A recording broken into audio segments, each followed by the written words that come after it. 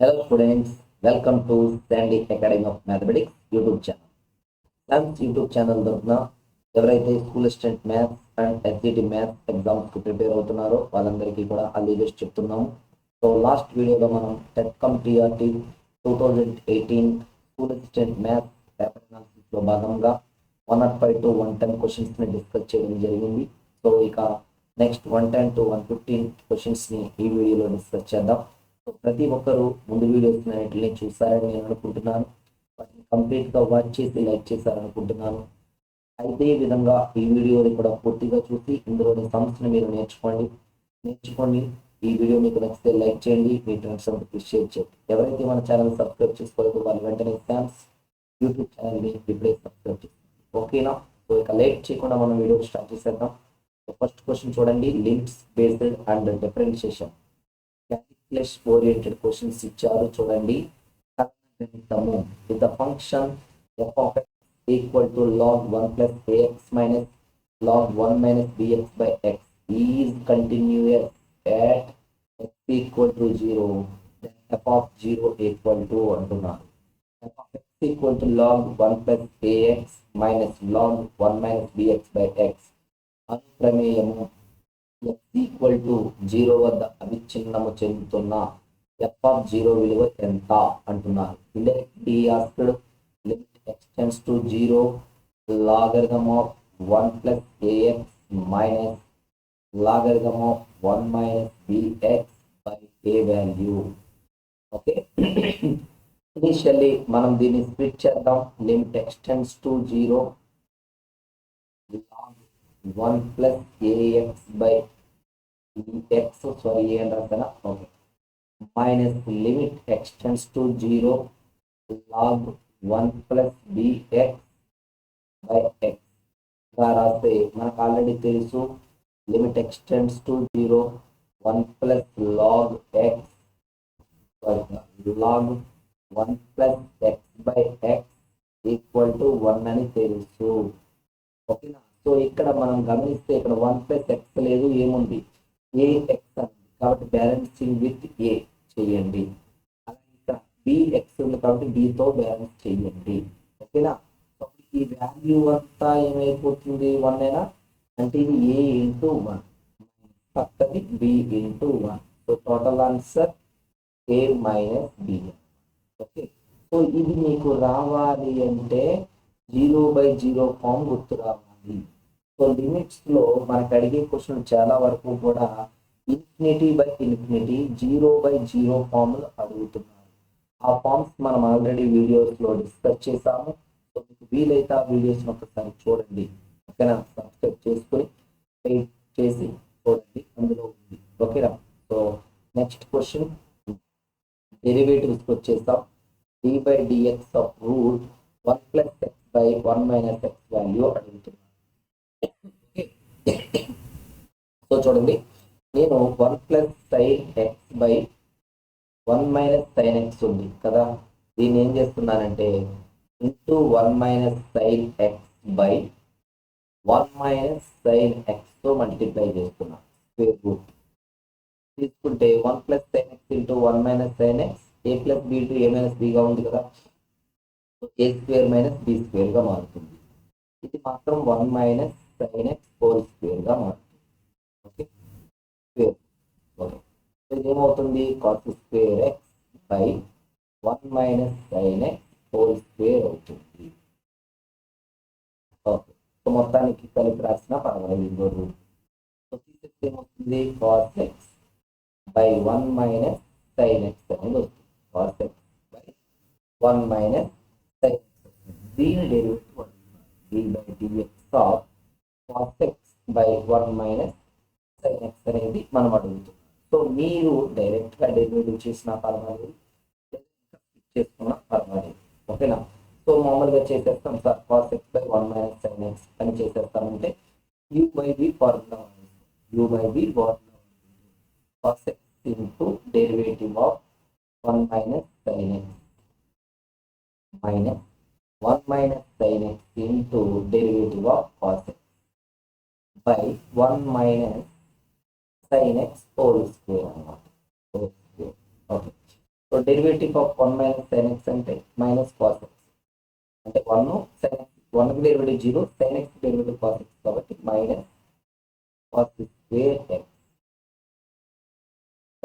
ఇది చూడండి, cos X derivative minus sign X into minus plus sign X into 1 sign X minus sine square X వస్తుంది. 1 minus sign X whole square అయ్యింది. నువ్వు సరిగ్గా గమనించి ఏమవుతుందో, ఈ రెండింటిలో మైనస్ కామన్ తీస్తే ఇది 1 అనా, ఒకటి ఏమైంది సైన్ ఎక్స్ మైనస్ 1 వచ్చింది. కిందది కూడా sign X minus 1 whole square అనుకున్నా. సో ఏం మిగులుతుంది, 1/1 మైనస్ సైన్ ఎక్స్ మిగులుతుంది. సో మన ఆన్సర్ ఆప్షన్ 2 అన్నమాట. ఓకేనా. సో సైన్ ఎక్స్ మైనస్ 1 దీన్ని తీసుకున్నా నీకు డైరెక్ట్గా ఉంది 1/1 సైన్ ఎక్స్ అనేది మన ఆన్సర్. ఓకేనా. సో నెక్స్ట్ చూద్దాము.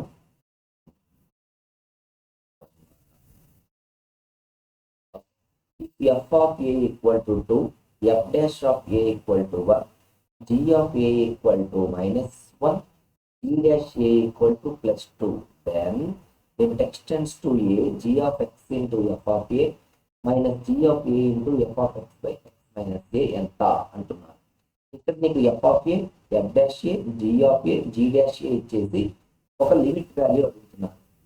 ఒకవేళ మీరు ఎక్స్ ప్లేస్ లో ఏని ప్రతిక్షేపిస్తే చూడండి ఇది ఏమవుతుంది, g of a into f of a minus g of a into f of a by a minus a అవుతుంది. అంటే ఎలా ఉంది చూడండి, 0/0 ఫామ్ లో. సో ఎక్కడైనా లెక్క 0/0 ఫామ్ లో ఉంటే ఏం చేయాలని చెప్పాను నీకు, ఎల్ హాస్పిటల్ రూల్ వాడాలి. ఏంటది, ఎల్ హాస్పిటల్ రూల్ అంటే ఏం చెప్తుంది అది, upper function lower function vanish అయ్యే వరకు డిటర్మినెంట్ చేయాలి, ఎంతవరకు అయితే అంతవరకు. ఓకే. సో ఫస్ట్ దానికి డిటర్మినెంట్ డెరివేటివ్ చేయాలి. ఫస్ట్ ఇక్కడ ఎఫ్ ఆఫ్ ఏ అంటే కాన్స్టెంట్ లెక్క, జీ ఆఫ్ ఏ అంటే కాన్స్టెంట్ లెక్క. So g dash g of x derivative ఎంత, ఎఫ్ ఆఫ్ ఏకి డెరివేటివ్ కట్టకూడదు ఎంత, g of a into f of x derivative f dash x by ఎక్స్కి డెరివేటివ్ 1, ఏకి డెరివేటివ్ 0 అయిపోయిందా. సో డినామినేటర్ లో 0 రాకపోతే చాలు చేసేయచ్చు. ఇప్పుడు జీ డాష్ ఎక్స్ అంటే జీ డాష్ ఏ ఎంత చూడు, plus 2 f of a into 2 minus g of a minus 1 f dash a plus 1. Okay. Total ఎంత వచ్చింది చూడు, 5 అయిపోయింది. ఇది మన డైరెక్ట్ క్యాలిక్యులేషన్ లో ఆన్సర్ వచ్చేస్తుంది. ఓకేనా. జస్ట్ ఆ ఫార్ములా రావాలి. తరువాత in a cube the percentage of increase in the side is 1. That is, the percentage of increase in the side is 1. The percentage increase in volume is 1. ఒక కణము నందలి భుజము నందు 1% పెరుగుదల ఉన్న ఎడల దాని ఘన పరిమాణం నందలి పెరుగుదల శాతం. నీకేం చెప్పారంటే delta L/L into 100 equal to 1. ఇది అడుగుతుంది డెల్టా V/L into 100 అడుగుతుంది. ఓకే. సో ఇప్పుడు చూద్దామా మనం. ఓకే. డెల్టా V/V into 100 మర్చిపోతాం. ఓకే చూడండి, V ఈక్వల్ టు L3 మీకు తెలుసు కదా. సో dV/dL అంటే d/dL of L3. Okay. So dV/dL ని డెల్టా V అనుకోవచ్చు. ఓకే. ఇది 3L² ఇంటూ డెల్టా L అనొచ్చు. ఓకేనా. సో ఇప్పుడు ఏం చేస్తాం, ఇప్పుడు నిన్ను అడుగుతుంది డెల్టా V/V ఇంటూ 100 అడుగుతున్నాను అంతేనా. సో డెల్టా V అంటే ఇదే కదా, 3L² delta L/V into 100. V అంటే ఏంటి, L³ అయినా 3 into L² by L³ into delta L into 100. So L² times పోయి L మిగులుతుంది. So 3 into delta L/L into 100. So ఇదంతా ఆల్రెడీ ఎంత అనుకున్నాం, 1 అయినా. So answer 3 into 1 that equal to 3%. ఎంత పెరుగుదల ఉంటుంది, 3% పెరుగుదల ఉంటుంది.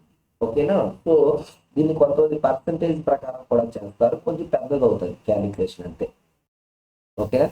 ఇక చివరిగా the equation of tangent to the curve y into x minus 2, x minus 3 minus x plus 7, where the curve cuts x-axis is.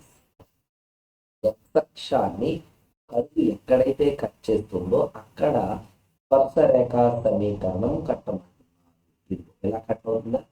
ఈ పాయింట్ దగ్గర స్పర్శరేఖా సమీకరణం కావాలి. సమీకరణం కట్టమంటున్నారు, లేదంటే ఇలా ఇలా. ఓకేనా?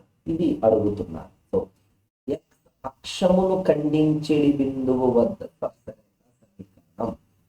ఎక్స్ అక్షమును ఖండించడం అంటే y ఈక్వల్ టు 0. ఎక్స్ అక్షం మీద పాయింట్ ఉంది అంటే y ఎంత ఉంటుంది? అక్కడ 0 ఉంటుంది. సో నువ్వు y 0, నీకు బిందువు కావాలి కదా, ఈ x, y అనే బిందువు కావాలి. ముందు స్పర్శరేఖ సమీకరణం చెప్పాలి. సో ఇప్పుడు y ఈక్వల్ టు 0 అంటే అది ఇందులో ప్రతిక్షేపించు. స్పర్శరేఖ వక్రాన్ని ఖండిస్తుంది, ఒక నెక్స్ట్ అక్షాన్ని ఖండిస్తుంది. కాబట్టి y 0 పెడితే ఇదంతా 0 అయిపోతుందా? 0 minus x plus 7 equal to 0. So x equal to 7 వచ్చేసింది. సో నీ ఆన్సర్ ఎలా ఉంటుంది? y minus y1 equal to m into x minus x1. So y minus 0 equal to m into x minus 7. అంటే y equal to m into x minus 7 లా నీ answer ఉంటుంది. Okay, so నువ్వు అది గమనించగలిగితే నీకు వచ్చేస్తుంది. సో ఇక్కడ చూడు, 20y equal to x minus 7. So y equal to 1/20 into x minus 7. చూడటానికి ఎలా లేదా? డైరెక్ట్గా ఇటు పెట్టేయచ్చు. అయితే నీ డౌట్ ఏంటంటే, సార్ కొంచెం క్యాలిక్యులేషన్ చేసి చూపించండి సార్, మాకు కొంచెం క్లారిటీ రావాలి కదా, ఎందుకంటే స్లోప్ m తెలిస్తేనే కదా లెక్క చెప్పగలం అని అంటారు. కాబట్టి మీకోసం నేను ఓకేనా ఇచ్చిన ఈక్వేషన్కి డెరివేటివ్ కడదామని ఫిక్స్ అయ్యాను. ఈక్వేషన్కి డెరివేటివ్ కడదామని ఫిక్స్ అయ్యాను. ఫైనల్గా m కడితే చాలు, మీకు ఇక్కడ పెట్టేస్తాను అంతేనా. చూడండి ఒక్కసారి డెరివేటివ్ కట్టి చూపిస్తాను. ఓకే, సో దీన్ని y ఇంటూ ఈ మొత్తాన్ని x² minus 5x plus 6 minus x plus 7 equal to 0. So derivative కడితే వైకి ఫస్ట్ కట్టాం కాబట్టి 2x మైనస్ 5. వైకి డెరివేటివ్ అంటే ఎంఏ కదా, slope square minus 5x plus 6. x derivative minus 1 equal to 0. బిందువు ఏది ప్రతిక్షేపించాలి? వచ్చింది కదా 7, 0. x అక్షం మీద y 0 కాబట్టి వచ్చింది కదా, ఇక్కడ పెట్టు 0 అక్కర్లేదు. m into 7² 49 minus 35 plus 6 minus 1 equal to 0. So m equal to 1/20. Check చేసుకో, స్లోప్ 1/20 వచ్చింది ఇక్కడ. ఎక్కువగా ఏమి రిస్క్ చేయాల్సిన అవసరం లేదు. ఓకేనా స్టూడెంట్స్? ఇది పార్ట్ 15లో ఉన్నటువంటి 5 క్వశ్చన్స్ యొక్క కంప్లీట్ డేటా. ఓకేనా? సో వీడియో మీకు నచ్చితే లైక్ చేయండి, మీ ఫ్రెండ్స్ అందరికీ షేర్ చేయండి. అదేవిధంగా ఎవరైనా సరే ఏదైనా ఒక ఫుల్ టాపిక్ నేర్చుకోవాలి లేదా రికార్డింగ్ వీడియోస్ వినాలి అనుకుంటే కనుక అసిస్టెంట్ మ్యాథ్స్ వాళ్ళు 350 రూపాయలు, ఎస్జిటి వాళ్ళు అయితే 250 రూపీస్ పే చేయండి. ఓకేనా? సో మీరు ఈ నెంబర్కి ఫోన్ పే చేసి అదే నెంబర్కి మీరు వాట్సాప్లో ఈ స్క్రీన్ షాట్ని పెట్టినట్లయితే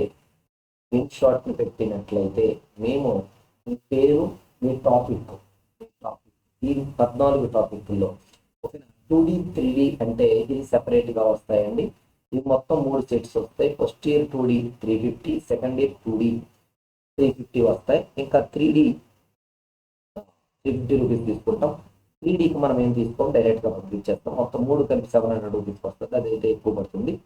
మిగిలిన మాత్రం ఈ 350 రూపీస్ ఎస్ఏకి, ఎస్జిటికి అయితే 250 రూపీస్ చెప్పాం. అయితే ఎవరైనా అడిగింది ఏంటంటే 2 స్కూలు 2 ఇంటరు ఇవ్వమని ఎవరైనా అడుగుతున్నారు. సో అలా ఎవరికైనా కావాలంటే 1000 రూపాయలు తీసుకుంటున్నామండి. సో 2 స్కూలు 2 ఇంటరు తీసుకుంటున్నాము, టాపిక్ ని బట్టి తీసుకుంటాము, లేదంటే 1200 తీసుకుంటున్నాము సిచ్యువేషన్ బట్టి. ఓకే, మీకు కనుక కావాలంటే కనుక టైం ఉంది కాబట్టి, అంటే అట్లీస్ట్ అవి చూసిన స్కోర్ పెరుగుద్ది అనుకుంటే కనుక మీకు వీటిని వెంటనే యూటిలైజ్ చేసుకోండి. ఓకే స్టూడెంట్, నెక్స్ట్ వీడియోలో మరొక 5 క్వశ్చన్స్ యొక్క ఇన్ఫర్మేషన్ మీ ముందుకు తీసుకొస్తాను. అప్పటి వరకు prepare well, all the best, thank you.